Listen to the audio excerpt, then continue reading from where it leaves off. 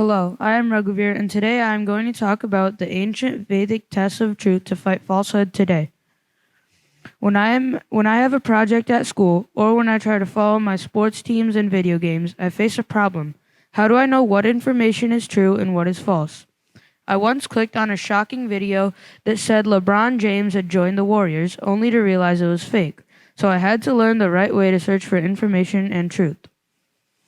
In school, I was taught to use these strategies to determine if a website is reliable or not.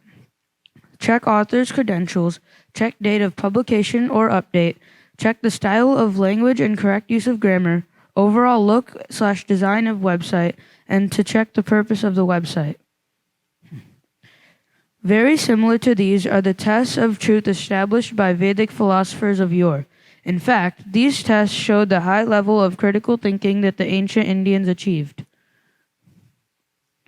For them, the first test was to check author credentials too, and the greatest author is God. Hence, Vedas are the highest evidence.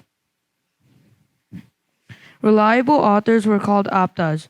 The teachings of ancient rishis are the highest form of aptavakya.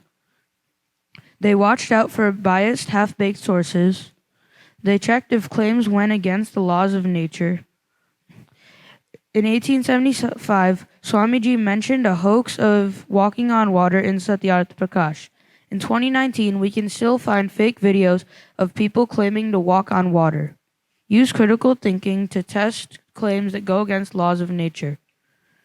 Ancient Indian rishis describe many critical thinking strategies that should guide our brains when we see any information. For example, the Vedic way is to seek direct cognizance, direct sensory experience of knowledge.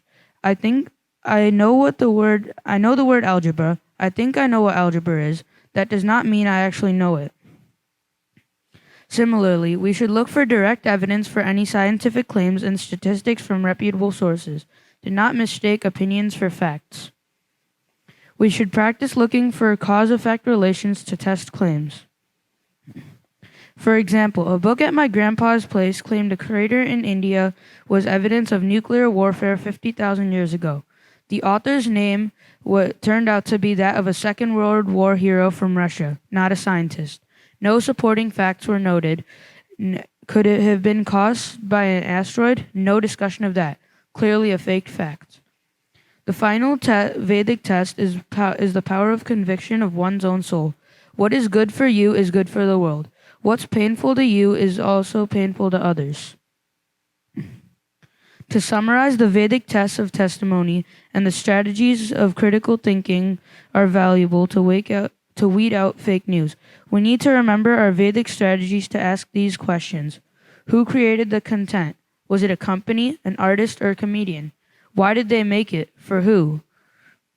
Was it to inform, to advertise, to persuade, or entertain?